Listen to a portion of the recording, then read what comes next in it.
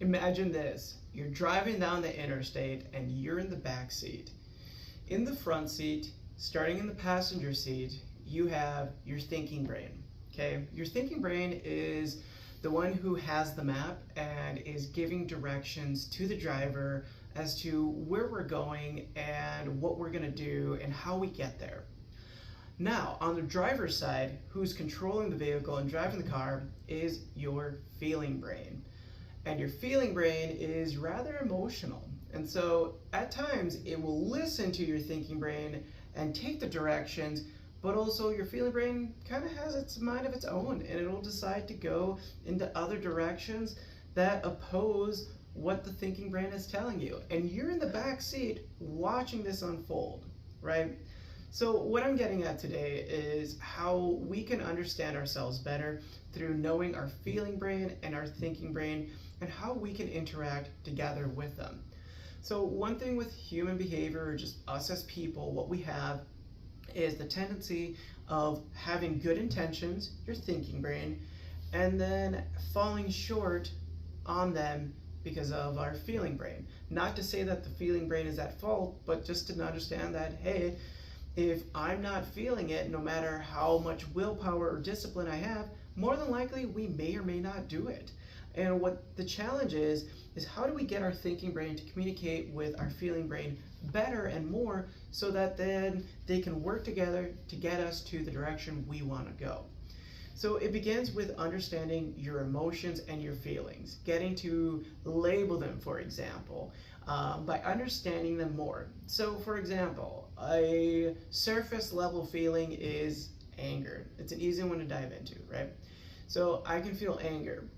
However, going deeper into that feeling, it just stops there for a lot of people where I'm just upset. Well, I'm mad, and we feel big about that emotion, right? But what's going down deeper into the levels that we can go into is understanding those emotions based on those feelings that we're having. So for example, if I'm feeling mad, if I dive deeper into it, it could be that I'm feeling hurt. I may be feeling alienated. I may be feeling ostracized. I may be feeling not considered. I may be feeling as if I'm not important. I may be feeling that I'm dumb, so on and so forth.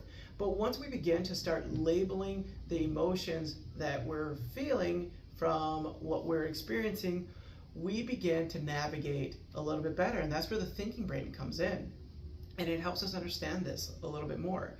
So there's a great exercise to do called the feeling wheel. The feeling wheel allows for you to have a better understanding of other ways to express surface level emotions into deeper ways to better articulate yourself. Because the more you're able to articulate yourself and label the emotions and the feelings you're having, the more you can understand yourself better. The better you understand yourself, the more you can navigate logically versus being a reactionary emotional state.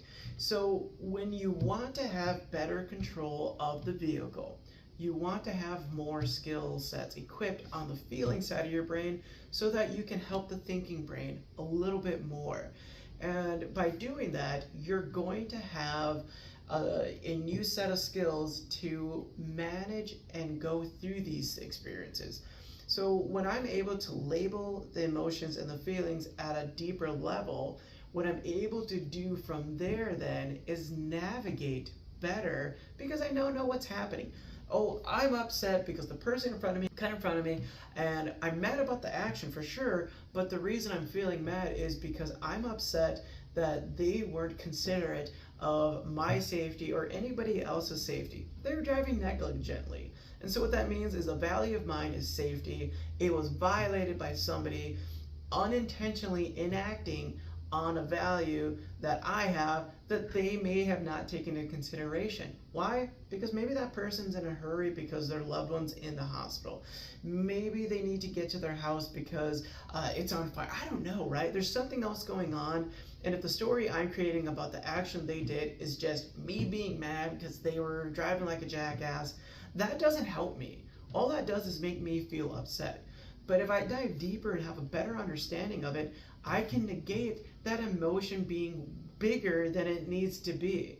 So when you're trying to understand yourself better and you're wondering who's driving the car, is it your feelings? Is it your thoughts? More than likely it's going to be your feeling brain that's driving, your thinking brain trying to navigate you in the back being like, hey, I'm here too. So share your inputs, right? Begin to label what you're experiencing through your feelings to help your thinking brain navigate how to manage the situation.